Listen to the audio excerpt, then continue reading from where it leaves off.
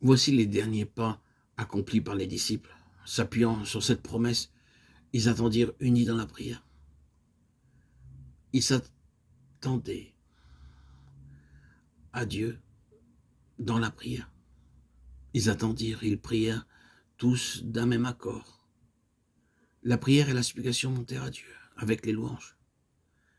Ils comptaient que Dieu du haut des cieux allait faire quelque chose. C'est là une leçon dont nous devons saisir l'importance.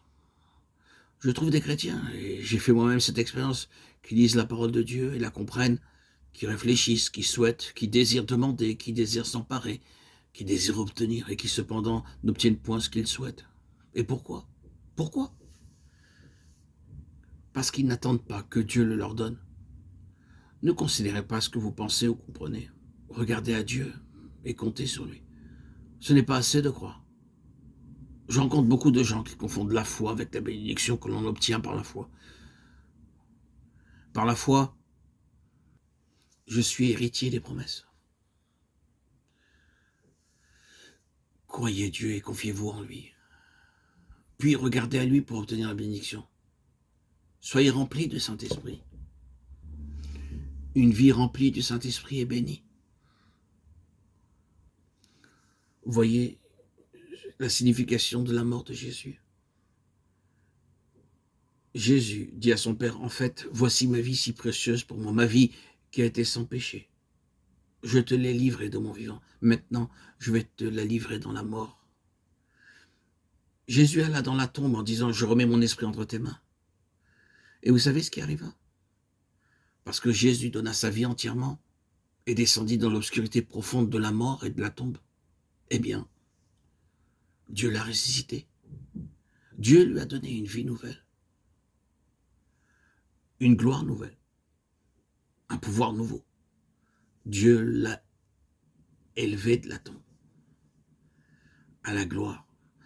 La mort était le secret de la résurrection. Comprenez que si vous désirez être rempli du Saint-Esprit, de la vie glorieuse de la résurrection, vous devez d'abord mourir à vous-même, éteindre tous ces désirs qui font partie du vieil homme,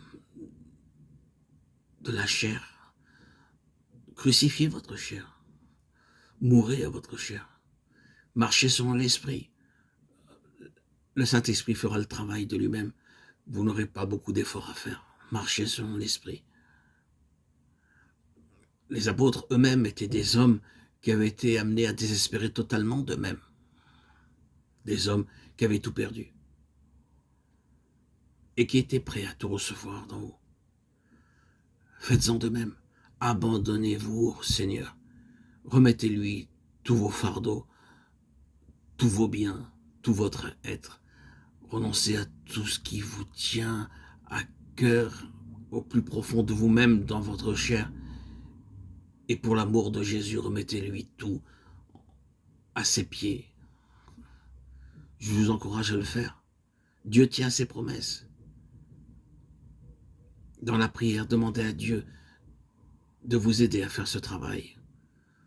Renoncez à vous-même pour laisser plus de place dans toute sa plénitude, emplir votre esprit.